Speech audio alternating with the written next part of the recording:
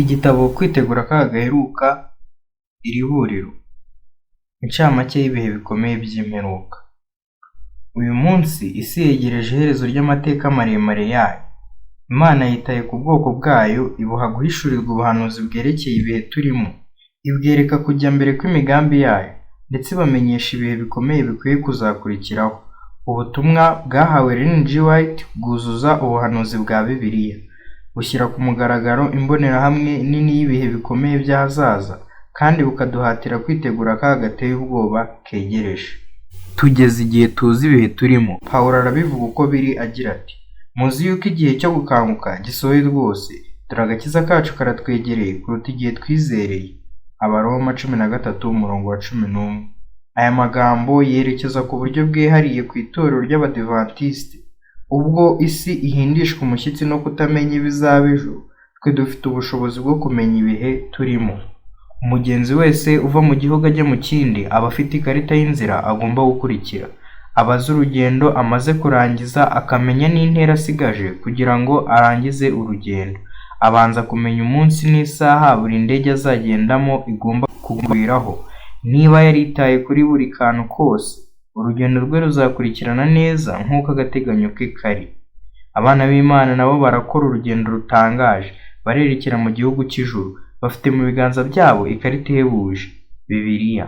Bafite kandi inzira isobanutse bagomba gukurikirana, umwuka w'ubuhanuzi. Urugendo rusigaye inyuma. Kwizera kw'abana b'Imana kurushaho gukomera iyo bashubije amaso yabo inyuma bakareba ukuntu ubuhanuzi bumaze imyaka ibihumbi n'ibihumbi bwagiye busohora. Ubwami bune bwo mu isi ya kera bwarahanzwe kandi buhanguka nk'uko umuhanuzi Danieli yari yarabivuze. Danieli mu gice cya 2 n'icya 7.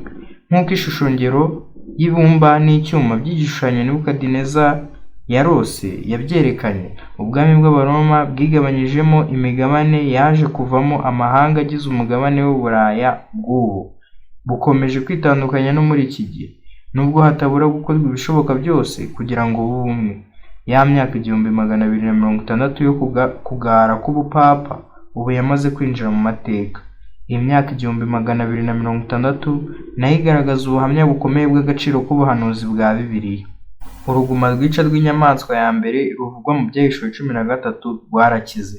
Ubu twitegereza gusohora k'umugabane uheruka w'ubu buhanuzi, kuko isi yose itangiye gutangarira iyo nyamaswa. Ibihe byavuzwe n'ubuhanuzi buteye ubwoba byo mu isezerano rya kera, ubw'ibyumweru 70 hamwe n'ubw'iminsi 2300 buri muri Danieli igice cya 8 n'icya 9, nabwo bwuzuye ku gihe kitabura kandi kitarenga nk'uko umubare w'imyaka ya buri cyiciro wari uteganyijwe. Nk'uko ijambo ry'Uwiteka ryari ryarabivuze, nibwo Abayuda bari mu Buperesi bagarutse mu Bupalestina. Kristo abatizwa akabambwa i Karuvari mu gihe cyategetswe. Hanyuma ku iherezo ry'icyo gihe kirekire habonetse kimwe mu bintu bitangaje by'amateka y'ubwoko bw'Imana. Mu gihe cyagenwe n'ubuhanuzi, Imana yahagurukije Abadivantisite kugira ngo babwirize ubutumwa bw'iteka hamwe no kubwira ab'isi ukuri kw'iki gihe, bamenyesha abantu iby'urubanza. Isaha turimo ubu irahura neza n'ubusesenguro Kristo yatanze ubwo yigishaga icyigisho gikomeye cy'ubuhanuzi ku myifatire y'imibereho y'abaturage, politike n'iby'idini. Kwiyongera kw'abapfa, kwigomeka, agahinda gashengura imitima, intambara n'impuha z'intambara, kwiyongera kw'ibishyitsi, kugaragara kw'abahanuzi b'ibinyoma, guhaguruka kw'amadini yayobye n'ibimenyetso n'ibitangaza byuzuye ubuhenzi bwa Satani. Ibyo byose biduhamiriza yuko turi mu isaha iheruka y'amateka, kandi ko tugiye kubona bidatinze ibihe birusha ibindi kuba bibi. Ubumenyi bwa siyansi buratera imbere vuba vuba, ku buryo ubuhanuzi n'ubuvumbuzi buteye ubwoba butakigira uwo butangaza. Ibitwara abagenzi bifite imivuduko igenda yiyongera no kuzenguruka ikirere cyo hejuru bikorwa n'umuntu w'iki gihe. Byose ni ibihamya byo gusohora k'ubuhanuzi butari bumwe bwa Danieli igice cya 12:4. Kandi mu by'ukuri turi mu mperuka y'ibihe. Ubu igikwiriye ni ugutegereza ibihe bikomeye by'imperuka bigomba kubanziriza kugaruka mu bwiza kwa Yesu ku bicu by'ijuru. Ariko mbere y'uko abacunguwe b'Uwiteka bagera ku iherezo ritegerejwe, umubare runaka w'ibiteye ubwoba ugomba gusuka ku itorero ku buryo buhererekanye. kandi bwihuta. Bizashyira itorero mu kaga gakomeye kagomba kwitegurwa n'umwizera wese. Ukutibeshya no kudahusha kwa buri jambo ryose ryavuzwe na Bibiliya kwabayeho, kutwemeza ko ubuhanuzi bwerekeye mu murage wa buri muntu mu rubanza ruheruka bugenda busohora mu kuri. Imana yayoboye kandi irinda ubwoko bwayo ku buryo butangaje mu myaka yashize, ku buryo dukwiriye kwiringira ko itorero rirwana uyu munsi rizahinduka bidatinze itorero rinesha. Ntacyo dukwiriye gutinya cy'ahazaza keretse twibagiwe uburyo Imana yadushoreye.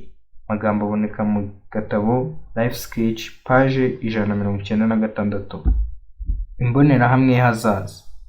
Tutirengagije ibyiringiro dufite ku Mana, dusuzume turebe ibihe bigiye kuza vuba bituzigamiye, maze twerekeze amaso yacu ku kugaruka kwa Kristo. Mbere y'uko twibanda ku tuntu duto two mu bihe biheruka, tugerageze kureba incamake ya byose kugira ngo tubone uko tubikomatanya neza bimwe ku bindi. Mbere y'irangira ry'igihe cy'imbabazi, ubwo abantu bazaba bagifite ubushobozi bwo kwakira ubutumwa, ibikorwa bitari bimwe bigomba kubanza kubaho: gushyirwaho ikimenyetso, imvura y'itumba, ijwi rirenga, irangira ry'umurimo n'ishungura. Ntabwo twabyanditse dukurikije gahunda y'ukuntu bikurikirana mu bihe. Igihe kirenze ikinyejana kimaze gutambuka kuva aho itorero ryiboneye ubwabyo ibimenyetso bya mbere biteguza kugaruka kwa Kristo, kwijima kw'izuba n'ukwezi hamwe no kugwa kw'inyenyeri. Byinshi muri byo bizasa naho bizasohorera rimwe. Bizasohora mbere y'uko hasohoka itangazo ryo mu Byahishuwe igice cya 22 umurongo wa 11. Ubwo nibwo inzira y'igihe cy'akaga gashishana izaba imaze gutegurwa. Ivugururwa rikomeye mu itorero rigomba kubahiriza icyo gihe. Ikibwirizwa cy'ubutumwa bw'umugabo wo guhamya ukuri ku itorero ry'i Laodikiya, hamwe no kwemera udashidikanya gutsindishirizwa kubwo kwizera, bizaba itangiriro ry'iryo kangura mu by'umwuka. Iryo vugurura rizihutisha gusukwa kw'imvura y'itumba no kwamamaza ubutumwa bwagenewe gutegurira abantu kudatungurwa n'igihe cy'umubabaro ukomeye, hamwe no kugaruka k'umucunguzi mu cyubahiro cyinshi. Gushyirwaho ikimenyetso. Kugira ngo abana b'Imana bazabe biteguye mu gihe cy'umubabaro ukomeye, Imana igambirira kubashyiraho ikimenyetso cyo gukiranuka kwayo bwite. Uwo murimo wo gushyira ikimenyetso ku bantu ubu urimo urakorwa, kandi bidatinze uzaba urangiye. Mu by'ukuri uwo murimo utangira iyo umuntu ahindukiye, urangira kandi ku iherezo ry'imbabazi rya buri mwizera, ni ukuvuga igihe apfuye cyangwa ku iherezo ry'urubanza ruheruka rwa buri muntu. Abazaba biteguye nibo bonyine bazashobora kwakira ikimenyetso cy'Imana. Abazaba kandi baramaze gushyirwaho ikimenyetso nibo bonyine bazashobora guhagarara badatsinzwe mu gihe cy'umubabaro ukomeye. Bakazaba kandi biteguye gusanganira umwami ubwo azaba agarutse. Uwo mwiteguro ushingiye ku kwitandukanya n'icyaha no kunesha kuri buri cyaha cyose. Imvura y'itumba. Ijwi rirenga n'irangira ry'umurimo. Kugira ngo irangira ry'umurimo w'ivugabutumwa ryihute, Imana yiteguye gusuka imvura y'itumba, aricyo kimenyetso cyo gusuka k'umwuka wera ku bwoko bwayo. Imvura y'umuhindo yatumye itorero ry'intumwa rigira amaronko mu iyamamaza ry'ubutumwa bwiza bw'agakiza mu migabane yose y'isi yari izwi muri icyo gihe. Nanone irekurwa ry'imbaraga y'ikirenga iva ku Mana rizabashisha kurangiza umurimo w'ivugabutumwa ku isi yose. Ntabwo isezerano ry'imvura y'itumba ari iry'igihe gitinze, ahubwo ni iry'igihe cyacu. Imana yiteguye kuyiduha ari uko umugabane munini w'abana bayo uzaba umaze kugira umutima wo kwiyanga, umaze kuzinuka icyaha cy'uburyo bwose no kwiha Imana bafite umwuka wo kwicisha bugufi. Ijwi rirenga rigomba kumvikana mu gihe gito. Imana izagaragaza ububasha bwayo, isi nayo izamurikirwa n'ubwiza bwayo. Umurimo wayo uzarangira nk'uko isezerano riri. Itorero ryose muri rusange rikeneye kuvugururwa no kwezwa. Uko bitabaye ibyo ntiryashobora gukora ibyo Imana ishaka, ntiryarangiza umurimo waryo ku isi. Ishungura. Iri jambo rirerekeza ku buhakanyi buriho ku buryo bugaragara. Umubare munini w'Abadivantisiti uzasohoka mu itorero. Bizaterwa n'iki? Ntabwo bahindutse by'ukuri, kandi ntibitaye ku butumwa bwa Kristo abwira itorero ry'i Laodikiya. Ubutumwa bwo kwihana no kwivugurura mu by'umwuka. Bashimishijwe no gukora ibigaragarira amaso. Gusenga kwabo kwari ukurangiza umuhango. Ubwo isaha yo kugeragezwa kw'itorero izaba ivuze, bityo itegeko ry'icyumweru rigakururira itorero akarengane, abantu benshi bazava muri twe bamwe bazahinduka abanzi bacu bakomeye. Kwirundurira mu Mana hamwe no gukurira mu buri mwanya mu buntu bwa Kristo nibyo byonyine byaturinda ku kaga gakomeye, bikaduhuza n'imbaga y'abagabo n'abagore bazanesha bitanze mu cyubahiro ubwo Yesu azatunguka ku bicu. Igihe cy'umubabaro. Iminsi iheruka y'igihe cy'imbabazi iruhije byihariye ku b'isi no ku itorero. Nubwo abamarayika bagifashe imiyaga, intambara, urujijo, ibibazo bya politiki n'ubukungu, imyigaragambyo, kutavuga rumwe kw'imiryango, umubabaro ntibibura kwiyongera. Ntabwo ubutegetsi bw'igihugu buzashobora guhangana n'ibyo bintu biruhije byose, bona nubwo abayobozi bakoresha imbaraga zabo zose. Igihe cya mbere cy'umubabaro uvugwa muri Luka igice cya 21:25 kizabanziriza igihe cy'akaga gakomeye kazakurikiraho uhereye ku iherezo ry'igihe cy'imbabazi. Ku bwoko bw'Imana, igihe cy'umubabaro kizongererwa umurego n'akarengane uzacamo gakomotse ku bubasha bukomeye bwayobye. Ariko Imana izaba iri kumwe nabo kugira ngo ibongerere imbaraga, ibafashe kwemerana umunezero, kubabazwa kandi bahe kunesha. Kuko witondeye ijambo ryo kwihangana kwanjye, nanjye nzakurinda igihe cyo kugerageza kigiye kuza mu bihugu byose. Kugerageza abari mu isi, ndaza vuba. Komeza icyo ufite kugira ngo hatagira ugutwara ikamba ryawe. Ibyahishuwe igice cya 13 umurongo wa 10 n'uwa 11. Akarengane. Igitabo cy'ibyahishuwe cyavuze iby'ako karengane. Igice cya 13 umurongo wa 17. Ariko umwuka w'umuhanuzi yabisesenguye ku buryo burambuye. Abana b'Imana bazababazwa uhereye imbere y'irangira ry'igihe cy'imbabazi. Uko ibihe bizahita niko kubabazwa biziyongera, cyane cyane mu gihe cy'umubabaro wa Yakobo. Hanyuma isaha yo gutabarwa izagera. Inyamaswa ya kabiri yo mu byahishuwe 13, iyari ifite amahembe abiri asa n'ay'umwana w'intama, igereranya Leta Zunze Ubumwe za Amerika, ishyanga rivumbuwe vuba ryirunduriye mu kwishyira ukizana, aho itegeko nshinga rishya rigomba kurengera ku buryo butangaje uburenganzira bw'ikiremwamuntu, cyane cyane ukwishyira ukizana mu kwihitiramo. Iki gihugu gifite uruhare rukomeye mu mateka. Nicyo cyashyizeho mu rwego ruhanitse ukwishyira kwizana mu by'idini, gikoresheje ingingo ya mbere y'itegeko nshinga kigenderaho, gukuraho inama nshingamategeko ku bibazo by'amadini.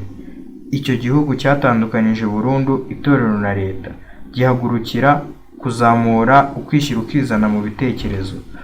Ku bw'ubushingane bwari butazwi n'iyo miterere itangaje ya politiki, abagabo n'abagore barenganywa bavuye hirya no hino mu migabane y'isi bashaka ubuhungiro muri icyo gihugu cyishimiye kubakira. Mu bwenge buhanitse bwayo, Imana yahisemo Leta Zunze Ubumwe za Amerika ngo habe ariho haba icyicaro gikomeye cy'itorero ry'Abadivantisite b'umunsi wa karindwi ku isi. Bityo icyo gihugu gikungahaye cy'amajyambere kirunduriye mu kwishyira ukizana, intumwa zavuyeyo zoherezwa mu isi yose kuhageza ubutumwa bw'uburyo butatu. Nyamara kandi ubuhanuzi bwemeza ko iryo shyanga rigereranywa n'inyamaswa isa n'umwana w'intama rizahinduka bikomeye, dore ko rizaba riteye. Cya mbere, rizavuga nk'ikiyoka. Ibyahishuwe 13 umurongo wa 11. Twibuke ko ikiyoka cyo mu byahishuwe 12 ari ububasha bushinzwe kurenganya. Kabiri, rizahatira abaturage b'isi yose kuramya ya nyamaswa ya mbere. Ibyahishuwe 13 umurongo wa 12. Kandi rizabahuriza mu kwemera kuyoborwa n'ububasha bukomatanyirije hamwe ibya politike n'iby'idini nibwo bw'Ivatikani. Bityo ukwishyira ukizana kw'iby'idini kuzavaho, kizaba ari igihe cyo kurwanya no kurenganya. Gatatu, rizakora ibitangaza bikomeye kugeza n'aho rizamanura umuriro wo mu ijuru kugira ngo riyobye n'intore niba bishoboka. Ibyahishuwe 13 umurongo wa 13 n'uwa 14. Ibyo bimenyetso bizagaragarira mu bitangaza bikorwa n'abakoresha imyuka mibi iyobya y'idini ya gipagani, hamwe n'ubwiyunge buzabaho hagati y'Ubuprotestanti n'Ubugatolika. Kane, rizategeka umuturage wese wo ku isi kwiremera igishushanyo cy'inyamaswa ya mbere yo mu byahishuwe 13, ni ukuvuga ububasha bw'i Roma, umurongo wa 14. Kimwe n'inyamaswa ubwayo, igishushanyo cy'inyamaswa nacyo kizarenganya abera. Icyo gishushanyo cy'inyamaswa kigereranya amatorero y'Abaprotestanti azahindukirira ubuhakanyi kandi aziyongera gusaba ubutegetsi gushyiraho amategeko y'iby'idini. Gatanu, rizahatira abantu gushyiraho ikimenyetso cy'inyamaswa, bibuza umuntu wese utagifite kugura no kugurisha, umurongo wa 16 n'uwa 17. Ntabwo iyi ngingo yari yumvikana neza, ntabwo kandi iteze kumvikana, mbere y'uko uwo muzingo uzaba utarazingurwa. Ikimenyetso cy'inyamaswa kigereranya neza ibyo twigishije. Ikimenyetso cy'inyamaswa ni ugukomeza umunsi wa mbere w'icyumweru. Ubwo ikimenyetso cy'Imana kigereranywa n'amategeko yayo, by'umwihariko isabato, umunsi w'ikiruhuko, ikimenyetso cy'inyamaswa kigomba kuba umunsi w'icyumweru. Gukomeza isabato nk'uko itegeko rya kane riri bigaragaza kumvira Imana, Umuremyi n'Umukiza wacu.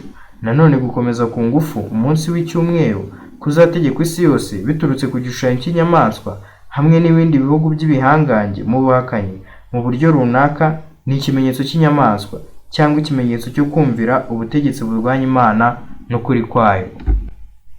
Hanyuma igihe kiruta ikindi cy'intambara ikomeye kandi ndende hagati y'ukuri n'ibinyoma, hagati ya Kristo na Satani, kizashingira ku gukomeza cyangwa gukandagira umunsi nyakuri w'ikiruhuko.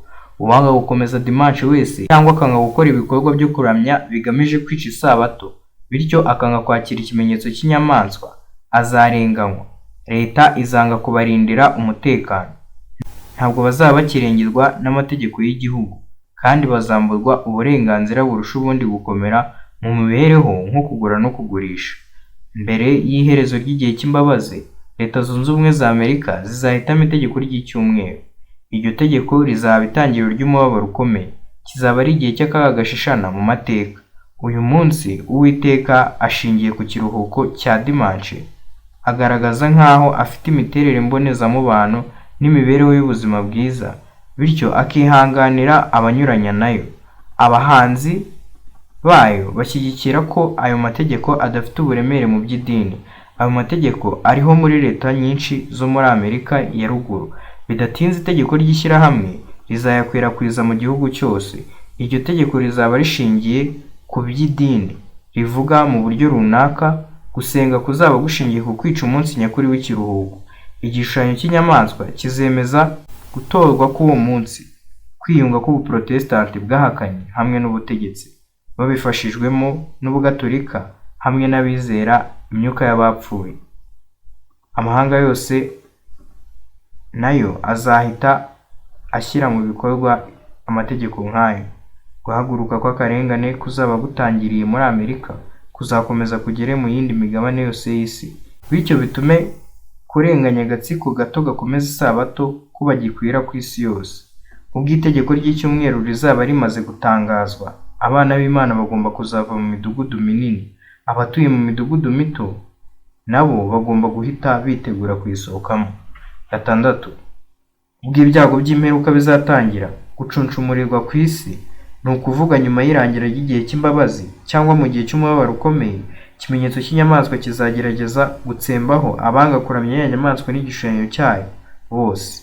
Ibyahishuriwe 13:15. Itegeko ryo kwica abakomeza isabato rizatangazwa. Bazaregwa ko bigize ibyigomeke ku mategeko, ariko bakaba n'intandaro y'ibyorezo bizaba birimburiwe umubumbe. Icyo gihe itariki ntarengwa yo gushyira mu bikorwa iryo tegeko izashingwa. Nimara gutangazwa, bizaba ngombwa ko abana b'Imana basohoka mu birorero no mu nsisiro bajye kwihisha mu mashyamba, mu butayu no mu misozi, aho bazasogongera ku burinzi bw'Imana bwihariye. Aho niho bazajya bagaburirwa n'abamarayika. Kizaba ari igihe cy'umubabaro mwinshi. Muri icyo gihe bazasakuza ubudahwema batakira Imana kugira ngo ibatabare. Ikiyoka, inyamaswa n'umuhanuzi w'ibinyoma bazafatanyiriza hamwe kurwanya ukuri no kurwanya ubwoko bw'Imana. Ibyahishuriwe 16:13. Ikiyoka gishushanya Satani n'uburyo bwose bw'inyigisho zo kwizera imyuka y'abapfuye, zaba iza gipagani cyangwa iza gikristo. Inyigisho z'abadayimoni zizacengera mu buryo bwo gusenga kw'abaprotestante n'ubw'abagatolika, hakoreshejwe ibitangaza bishingiye ku nyigisho zo kudapfa kwa roho.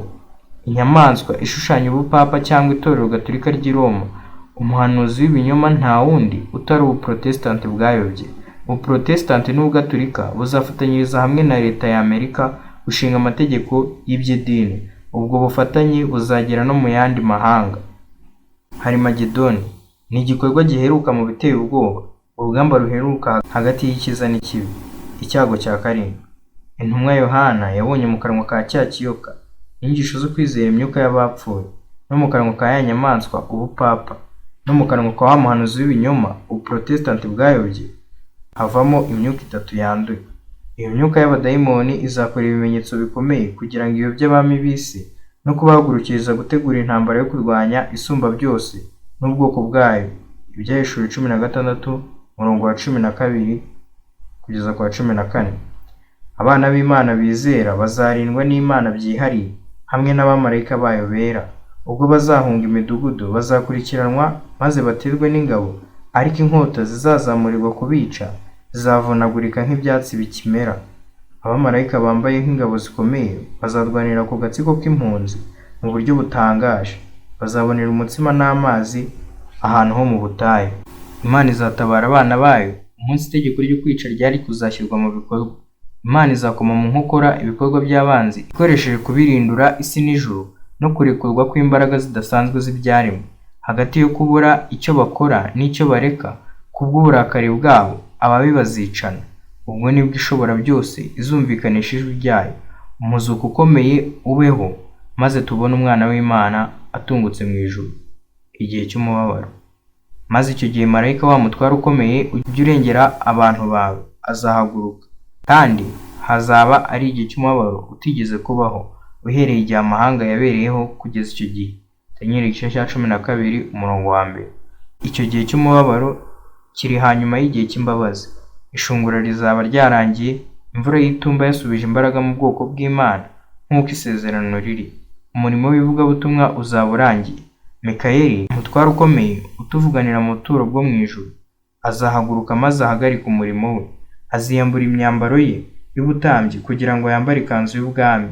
Urusengero rwo mu ijuru ruzuzura umwotsi kandi ntawe uzashobora kongera kwinjiramo ukundi.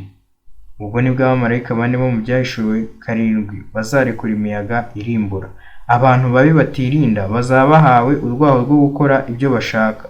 Ibyago 7 biheruka bizasukwa ku baciriweho iteka ryo gupfa. Kizaba ari igihe cy'umubabaro ukomeye ku isi hose.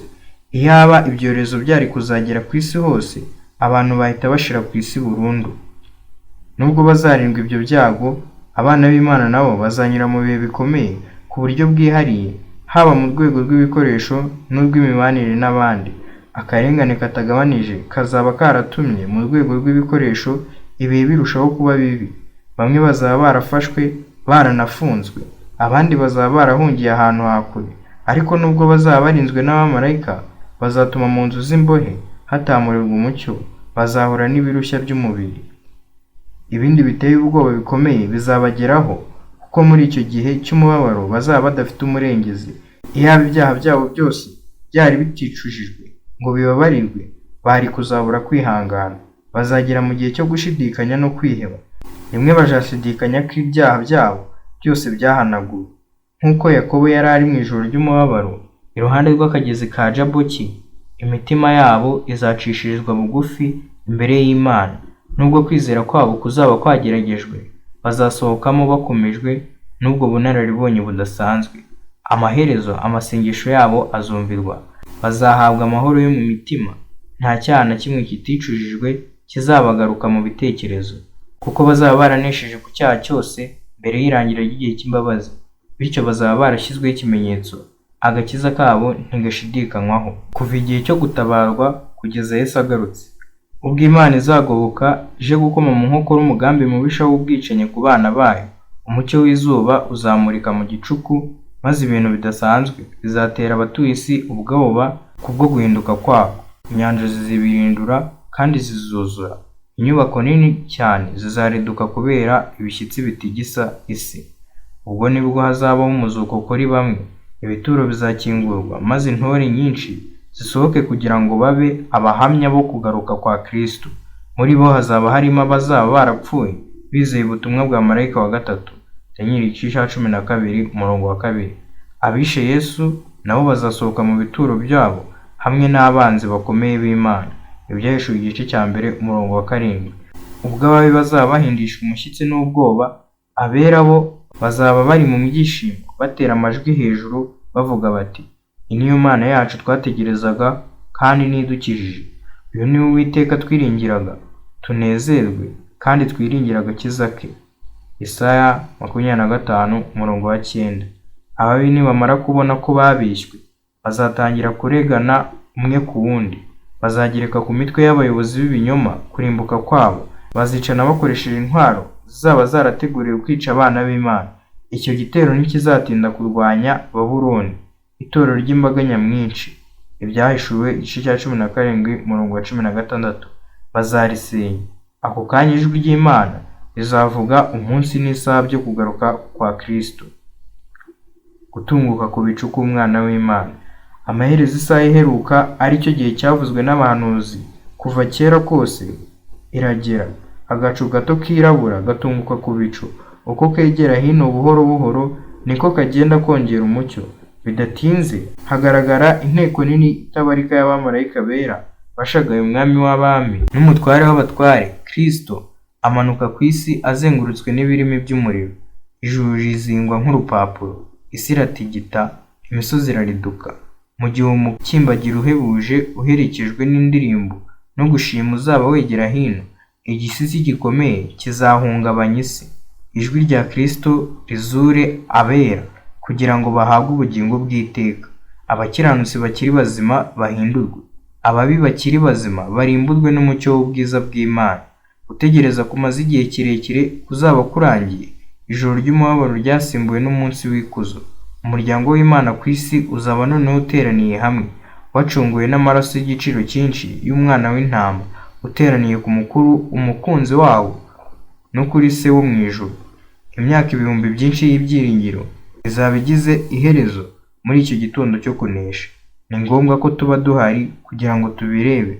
Uyu munsi ni umunsi wo kwiyeza, ejo uzaba